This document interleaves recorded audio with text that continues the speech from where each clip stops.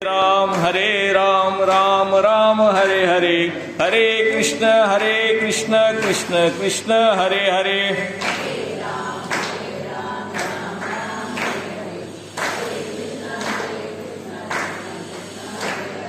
हरे राम राम राम हरे हरे, हरे कृष्ण कृष्ण कृष्ण हरे हरे।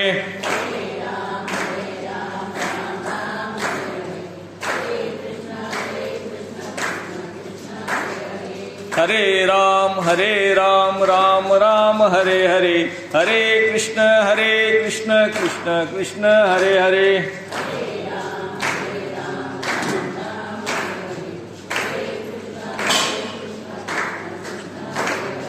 हरे राम राम राम हरे हरे, हरे कृष्ण कृष्ण कृष्ण हरे हरे।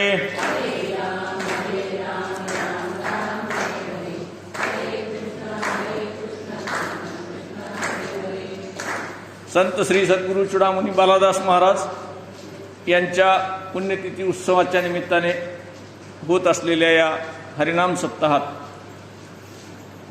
आजचा चौथा दिवस आहे आणि आजच्या सेवेसाठी भगवद्गीतेचा अध्याय 16वा याची निवड केलेली आहे। संत श्री सद्गुरू चूडामणी बालादास महाराज आणि रेणुका माता यांच्या चरणी वंदन करून मी आजच्या सेवेला प्रारंभ करतो आहे। आजच्या 16व्या अध्यायाचं नाव देवासुर संपद विभाग योग किंवा दैवी आणि असुरी वृत्तींचा झगडा असा आहे। अंधारात जसा प्रकाश मिळावा, दोन चांगल्या गोष्टी एकत्र याव्यात, तशी दैवी संपत्ती आपल्याला ईश्वराकडून प्राप्त होत असते। एकाला पोषक असा दुसरा घटक जेव्हा मिळतो आणि वाटचाल चालू होते त्यावेळी ती संपत्ती ही दैवी संपत्ती असते आणि एकाला बाधक दुसरी गोष्ट जेव्हा प्राप्त होते तेव्हा ती असुरी संपत्ती असते। दोषांचं एकत्रीकरण होतं त्यावेळेस असुरी संपत्ती आणि गुणांचं एकत्रीकरण होतं त्यावेळेस दैवी संपत्ती। आपण कालच्या अध्यायात पाहिलं की ज्ञान आणि भक्तियुक्त कर्म जर केलं तर ती साधना सिद्धीस पावते।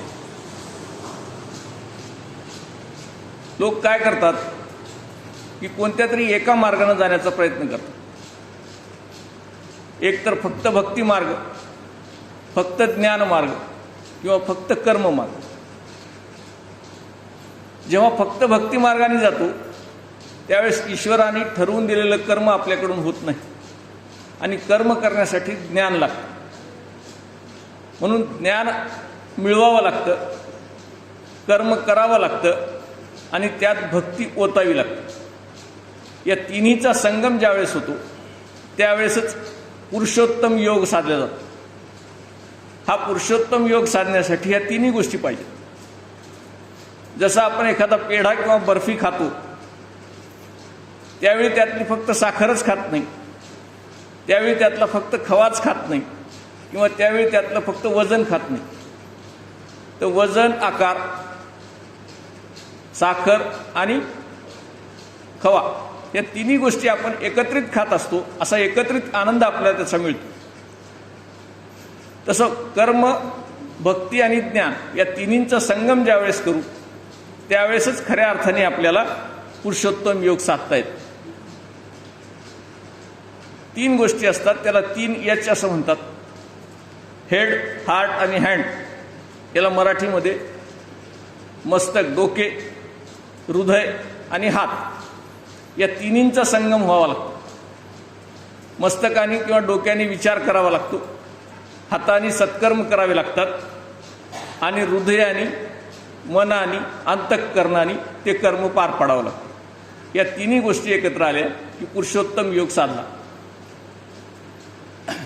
आपण असा पुरुषोत्तम योग साधल्यानंतर आपले सद्गुण, आपलं सत्कर्म हे समाजात दिसतं, चेहऱ्यावर दिसतं, कामातून दिसतं आणि आपली सेवा, सद्वृत्ती ही समाजाला आदर्श ठरते. हे केव्हा कळतं आपल्याला? आपण शेती करतो तेव्हा शेती करत असताना उन्हाळ्यामध्ये नांगरणी करतो, आवत हाणतो,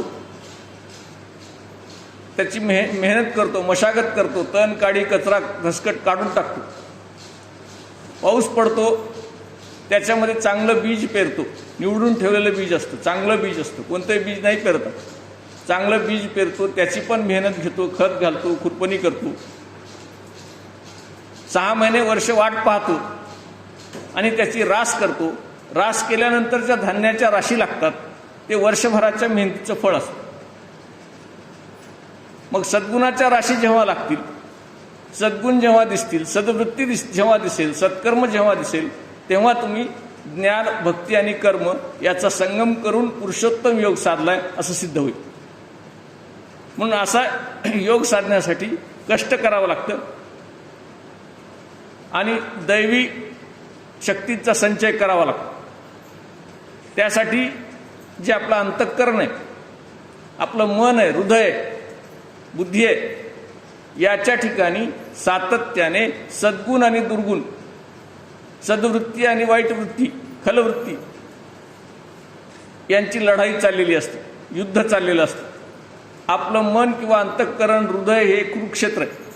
याच्यामध्ये चांगल्या आणि वाईटाचा लढा हा सातत्याने चालू असतो. सद्गुण आणि दुर्गुणांचा लढा सातत्याने चालू असतो. आपल्यातच असलेले 5 पांडव आणि 100 कौरव हे लढत असतात. कौरवांची संख्या जास्त असते, दुर्गुणांची संख्या जास्त असते आणि सद्गुणांची संख्या कमी असते. ते सद्गुण आपल्याला वाढवावे लागतात. परंतु जेव्हा सद्गुण आपण वाढवण्याचा प्रयत्न करतो त्यावेळेस श्रीकृष्ण आपल्या पाठीमागे उभं राहतात.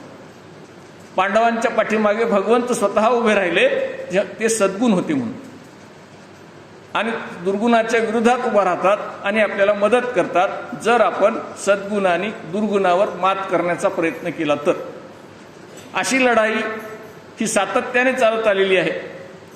वेदाचा जर अभ्यास केला तर वेदामध्ये इंद्र आणि वृत्र ह्या दोघांची लढाई आहे, सद्गुण आणि दुर्गुण. पुराणामध्ये आपण पाहिलं तर राम आणि रावणाची लढाई आहे, श्रीकृष्ण आणि कंसाची लढाई आहे, देव आणि दानवांची लढाई आहे. आपण जेव्हा जेव्हा अशा कथा, पुराण कथा वाचतो त्या वेळेस सद्गुण आणि दुर्गुण यांची लढाई ही आपण सातत्याने पाहत असतो. ख्रिश्चन धर्माचा विचार केला तर प्रभू आणि शैतान यांच्यामध्ये लढाई आहे. मुस्लिम धर्माचा विचार केला तर परमेश्वर आणि इब्लिस, अल्लाह आणि इब्लिस यांची लढाई आहे. पारशीमध्ये जर विचार केला तर अहुर मझत आणि अहिरमान ह्या दोघांची लढाई आहे. म्हणजे कोणताही धर्म घ्या किंवा कोणताही काळ घ्या, त्याच्यामध्ये सद्गुण आणि दुर्गुण, चांगलं आणि वाईट याच्यामध्ये सातत्याने लढाई चालू असते आणि आपल्या अंतरंगात सुद्धा अशी सातत्याने लढाई चालू असते. मग याच्यातून बाहेर पडण्यासाठी आपल्याला आपल्या ठिकाणी देवपण आणावं लागतं किंवा दैवी संपत्तीचा संचय करावा लागतो. हा संचय कसा होतो तर ज्ञानेश्वर माऊलींनी ज्ञानेश्वरीमध्ये असं लिहिलेलं आहे, या दोन्ही माझी पहिली, या दोन्ही माझी पहिली, दोन्ही मधले पहिली, दैवी जे म्हणितली, जिला दैवी म्हणतात अशी संपत्ती, या दोन्ही माझी पहिली, दैवी जे म्हणितली, ते मोक्ष सूर्ये पाहली उखाची जाण.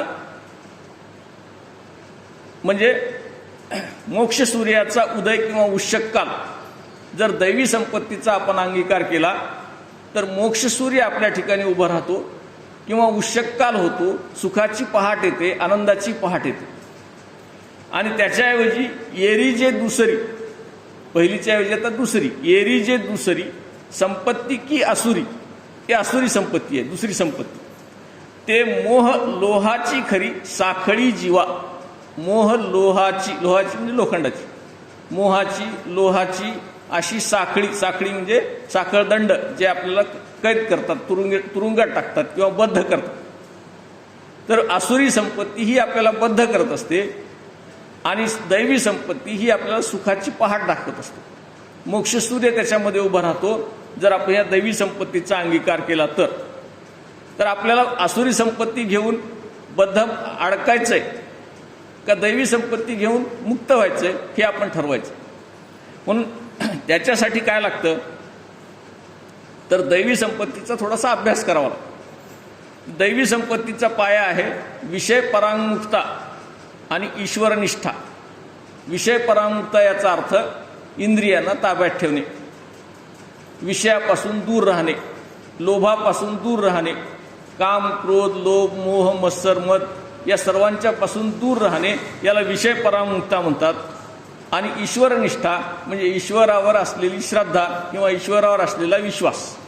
वासुदेव माझ्यासोबत आहे, देव माझ्यासोबत आहे, देव या जगात चराचरात व्यापलेला आहे, तो आपल्याला सतत दिसतो आहे किंवा आपल्यासोबत आहे याची जाणीव ठेवणे याला ईश्वरनिष्ठा असं म्हणतात. अशी ईश्वरनिष्ठा असेल तर आपल्याला दैवी संपत्तीचा किंवा दैवी धनाचा लाभ होतो. असा लाभ कसा होतो तर त्याच्यासाठी काहीही करावं लागत नाही. शास्त्राभ्यास नको, शास्त्राभ्यास नको, श्रुती पढू नको, तीर्थाशी जाऊ नको. श्रुती स्मृती ग्रंथ आहेत ते ग्रंथ वाचायची गरज नाही, शास्त्राभ्यास करायची गरज नाही, तीर्थाशी जाण्याची गरज नाही. योगाभ्यास नको, व्रते जप नको, तीव्र तपे नको, काळाचे भय मानसी नको. काळ म्हणजे मृत्यू किंवा दुःख याचं भय सुद्धा मानसी नको. दुष्टाशी शंकू नको, तुझ्या जे विरोधात आहेत, तुला जे त्रास देणारे आहेत त्यांच्याबद्दल सुद्धा शंका नको. ज्याच्या स्मरणे पतित तरती, ज्याचं स्मरण केल्यानंतर पापी लोक सुद्धा तरुण जातात, पापमुक्त होतात, स्वर्गाच्या वाटेवर जातात, सुखाच्या वाटेवर जातात, तो शंभू सोडू नको. शंभू हे प्रतीक, देवाचं प्रतीक, महादेवाचं प्रतीक. शंभूच म्हणून नाही, देव जे जे देव आहेत ते कोणतेही देवा तुझी ज्याच्यावर श्रद्धा आहे अशा देवाची भक्ती कर. हे बाकी सगळं काही करायची गरज नाही आहे. ईश्वर भक्ती जर केली, ईश्वराला सोबत आपण ठेवलं, ईश्वर आपल्या सतत अंतःकरणात असेल, बुद्धीत असेल, मनात असेल, तर ह्या सगळ्यापासून मुक्तता आपल्याला मिळू शकते आणि दैवी संपत्तीचा आपल्याला लाभ होऊ शकतो. आता ही दैवी संपत्ती किंवा देव कशाला म्हणायचं तर आपण जी देवाची व्याख्या करतो ती देवाची व्याख्या कशी केली जाते. देव हे कुठं राहतात, स्वर्गात राहतात. स्वर्गात काय करतात, अमृत पितात, ते अमर आहे.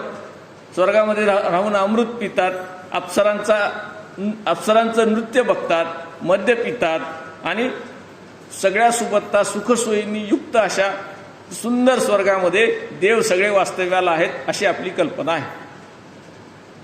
ही सगळं काल्पनिक आहे. देव असा कुठे नाही. देव आहे तो चराचरात व्यापलेला आहे, सर्वत्र आहे, प्रत्येक कणाकणात आहे.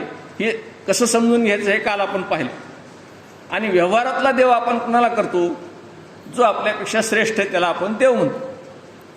मग एखादा पदावर असेल, मोठ्या पदावर असेल, कलेक्टर असेल, मंत्री असेल, आमदार असेल किंवा संपत्तीवान खूप श्रीमंत माणूस असेल तर त्याच्या हाताने आपण एखाद्या दुकानाचं, एखाद्या घटनेचं, एखाद्या बिल्डिंगचं उद्घाटन करतो की त्याच्या रूपाने आपल्या घरी संपत्ती येईल, त्याच्या रूपाने आपल्याला काहीतरी लाभ होईल असं म्हणून आपण त्याला देव म्हणतो. पण देव असा नाही. देव स्वर्गात पाहतो तो पण नाही. देव माणसामध्ये, मोठ्या माणसामध्ये किंवा कुठल्या तरी ह्याच्यामध्ये पाहतो तसा पण देव नाही.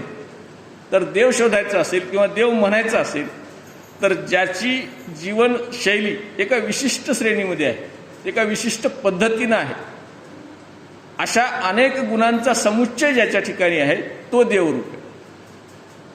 मग असे माणसं कोणते आहेत तर त्या सगळ्या गुणांचा आपल्याला त्याचा अभ्यास करावा लागतो आणि त्याच्यातून मग आपल्याला देव निवडावा लागतो.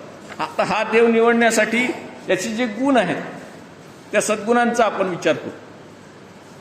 आता क्रीडा गुण आहे. क्रीडा गुण काय आहे, आपण आपल्या शरीर सौष्ठवासाठी, शरीर सुदृढ राहण्यासाठी खेळ खेळतो, खेळात रममान होतो. खेळात रममान झालेला माणूस त्याला योग करायची गरज पडत नाही, वेगळा व्यायाम करायची गरज पडत नाही. म्हणजे सुदृढ असलेला आणि ध्यान योग खेळात करणारा असा, आणि खेळ खेळत असताना कधीही खेळ सोडून जाऊ शकणारा, म्हणजे व्यवहारात राहून व्यवहार सोडणारा, म्हणजे कधीही त्याच्यात लिप्त न होणारा, अशा प्रकारचा जो माणूस असतो. आणि याच्यातून क्रीडामधून किंवा खेळामधून काय शिकायचं आहे की आपल्याला कधी कधी हार पत्करावी लागते. कधी कधी म्हणण्यापेक्षा खेळ खेळणाऱ्याला बऱ्याच वेळेला हार पत्करावी लागते आणि जिंकण्याची संधी फार कमी असते. त्याच्यातून काय शिकतो माणूस की आपल्याला येणारी परिस्थिती, मिळालेली परिस्थिती ही कधी अनुकूल असते तर कधी प्रतिकूल असते, आणि बऱ्याच वेळेला प्रतिकूलच जास्त असते, अनुकूल कमी असते. म्हणजे जीवनात दुःख जास्त असतात आणि सुख कमी असतात. तर दुःख पेलण्याची शक्ती या क्रीडेतून मिळते. क्रीडा करणारे किंवा खेळणारे लोक हे काय आपल्याला अपयश पचायची सवय त्याच्यातून लागत असते, म्हणून खेळ खेळला पाहिजे. खेळामधून आपल्याला अपयश पचवण्याची सवय लागते आणि त्याच्यातून आपल्या मनाची तयारी होते. तर ज्याला अपयश पचवण्याची सवय आहे किंवा ज्याला अपमान पचवायची सवय आहे, असा एक गुण म्हणजे दैवी संपत्तीचा गुण. काय होतं, आसुरी संपत्तीच्या माणसाला असा अपमान सहन होत नाही, हार सहन होत नाही, तो काहीही करतो आणि जिंकायचा प्रयत्न करतो. तर दैवी संपत्तीचा माणूस असा प्रतिकूल परिस्थितीला सुद्धा ईश्वराची इच्छा समजून कबूल करायला शिकतो. दुसरा आहे, ज्याने षड्रिपूवर विजय मिळवला आहे असा. षड्रिपू काम, क्रोध, मोह, मत्सर, हे जे काही षड्रिपू आपल्या शरीरामध्ये वाईट गुण आहेत, अनेक गुण आहेत, हे 6 तर झालेच झाले. तर याच्यावर विजय मिळवण्याची, जिंकण्याची, आतील शत्रूला मारण्याची ज्याच्यामध्ये शक्ती आहे असा माणूस दैवी, असा माणूस देव. आणि हे सगळे गुण ज्याच्यामध्ये येतात त्याच्यामध्ये आपोआप एक प्रकारचं तेज येतं, क्षमा करण्याची शक्ती येते. क्षमा कुणाला करतात? जो आपल्यापेक्षा लहान आहे त्याला क्षमा करतो. क्षमा करण्यासाठी सुद्धा बलवान व्हावं लागतं. नाहीतर निर्बल माणसानं मोठ्या माणसाला मी क्षमा करतो दिलं सोडून असं म्हणता येत नाही, बलवान व्हावं लागतं. मग दैवी गुण हा, बलवान होणे हा सुद्धा दैवी गुण आहे, आणि बलवान होऊन दुसऱ्याला क्षमा करणे हा सुद्धा दैवी गुण आहे. स्तुती ही फक्त स्वतःची नाही, दुसऱ्याची. इतरांचं चांगलं पाहिलं तर माणूस स्तुती करू शकतो, इतरांचे दोष पाहिले तर स्तुती करू शकत नाही. दुसऱ्याचं चांगलं पाहण्याची वृत्ती ज्याच्यामध्ये आहे त्याच्यामध्ये स्तुती हा गुण आहे. म्हणून दुसऱ्यांचं चांगलं पाहण्याची वृत्ती असेल आणि जो दुसऱ्यांना चांगलं म्हणत असेल तोच दैवी गुणाचा माणूस आहे. आणि अशा माणसाला त्याची असूया किंवा मोह नसतो, त्याचं द्वेष नसतो. म्हणजे द्वेषरहित असलेला, इतरांची स्तुती करणारा, इतरांचं मोठ्या मनाने स्तुती करू शकणारा किंवा चांगलं पाहू शकणारा असा जर माणूस असेल तर तो दैवी गुणाचा म्हणता येतो. आणि मोद, आनंद असलेला चेहरा नेहमी आनंदी, दुःखात सुद्धा आनंदी चेहरा, ज्याच्याकडे पाहिल्यानंतर, ज्याला भेटल्यानंतर आपली दुःख विसरतात, ज्याच्या जवळ गेल्यानंतर आपली दुःख विसरतात. आता आपण ह्या सगळ्या गुणांचा जर विचार केला तर आपल्यासमोर हळूहळू संतांच्या मूर्ती उभं राहायला लागतात. साधारण माणूस आपल्यासमोर उभं राहू शकत नाही. आपल्या समोर चुडामणी बालादास महाराजच उभं राहू शकतात, संत तुकाराम उभं राहू शकतात, संत ज्ञानेश्वर उभं राहू शकतात, संत एकनाथ उभं राहू शकतात. त्यांच्याकडे पाहिल्यानंतर आपले सगळे दुःख गळून जातात.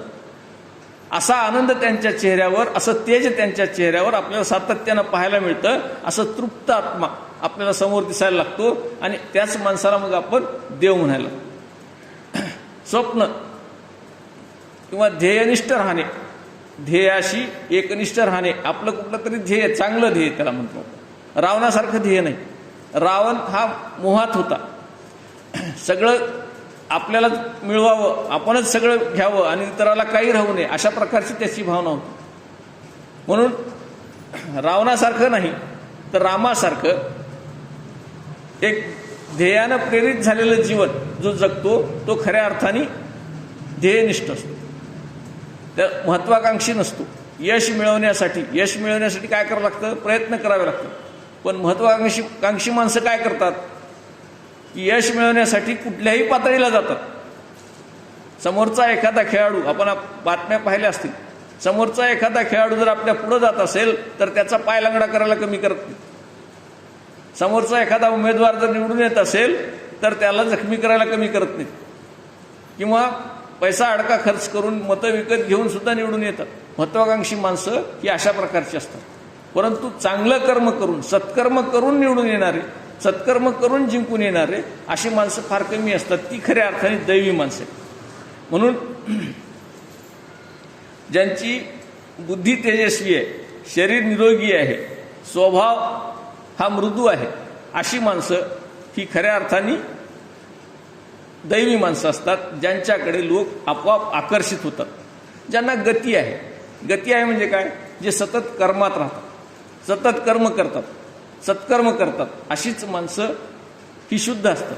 म्हणजे थोडक्यात समजा एखाद्या ठिकाणी पाणी साचलेलं आहे, तर साचलेल्या पाण्याचं रूपांतर कशात होतं? डबक्यात होतं. त्याच्यात घाण साचायला सुरुवात होते, त्याच्यात विकार निर्माण व्हायला सुरू होतात, त्याच्यात कीटक निर्माण व्हायला सुरू होतं. पण तेच पाणी जर प्रवाही असेल, नदीसारखं असेल, तर नदीसारख्या प्रवाही पाण्यामध्ये कीटक होत नाही, ते पाणी स्वच्छ राहतं, शुद्ध राहतं. तसं सतत कर्मात असणारा माणूस हा शुद्ध आणि स्वच्छ राहतो आणि तो कर्मात असलेलाच माणूस दैवी असतो असं म्हणता येतं. कलाकारासारखी दृष्टी असली पाहिजे. कलाकाराला काय होतं बघा, साधा दगड असतो, आपणही पाहतो, तेही पाहतात, पण त्याला दगडात मूर्ती दिसते.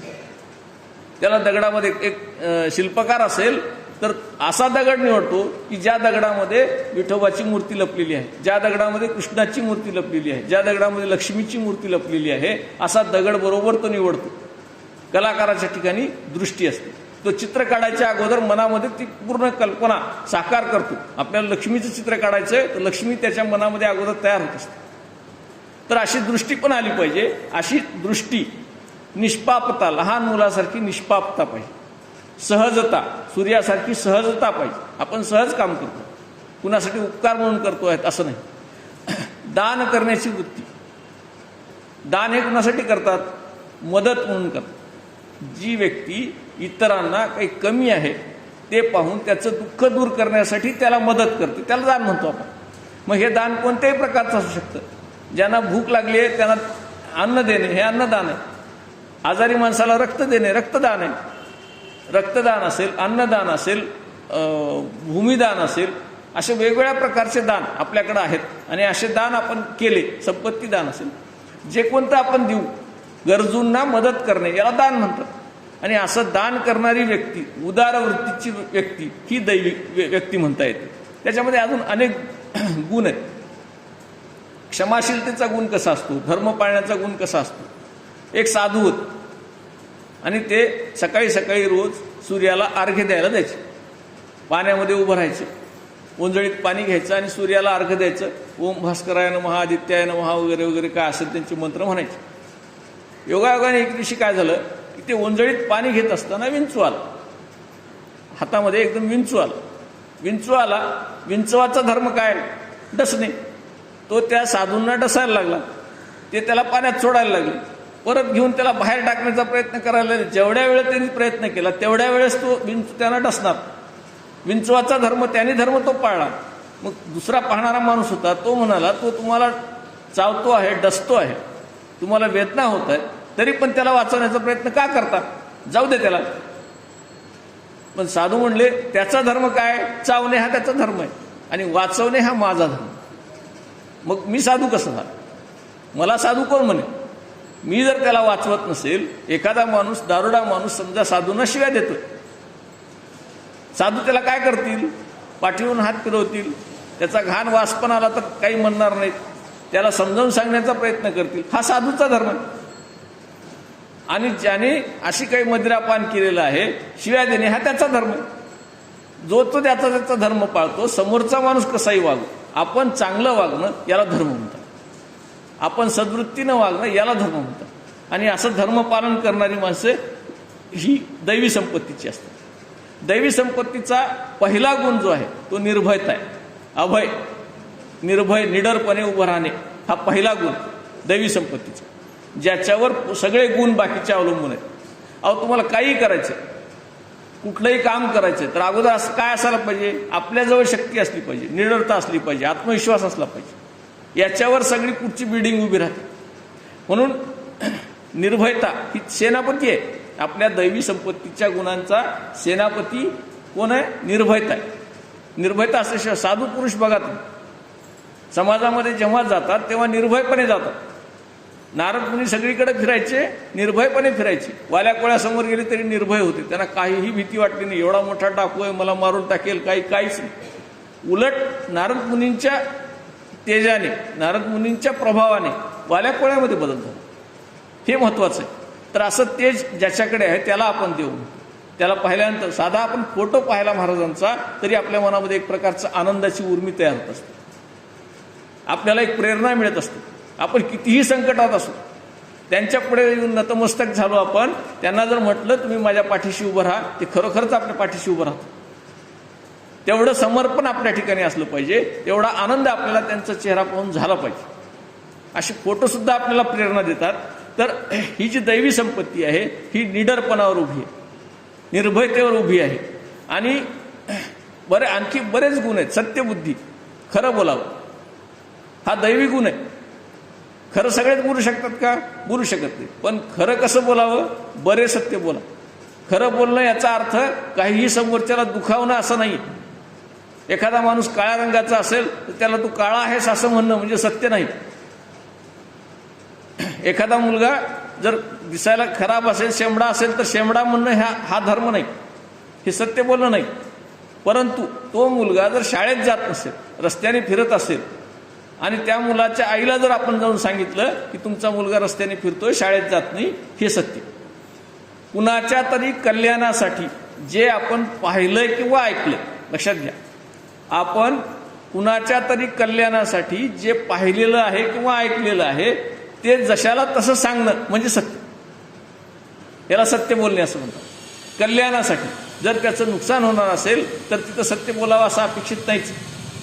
कुणाच्या तरी फायद्यासाठी, कल्याणासाठी, दुसऱ्याच्या कल्याणासाठी जेव्हा आपण एखादी गोष्ट बोलतो तेव्हा ती सत्य असली पाहिजे.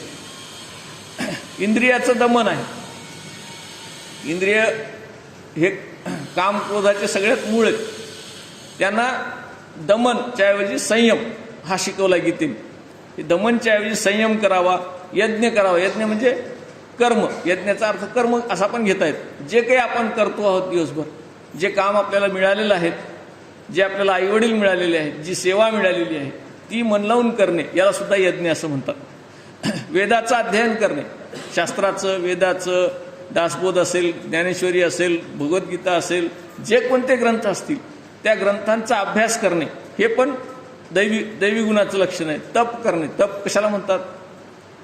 कुठल्या तरी प्राप्तीसाठी जेव्हा आपण शरीर झिजवतो त्याला तप म्हणतात.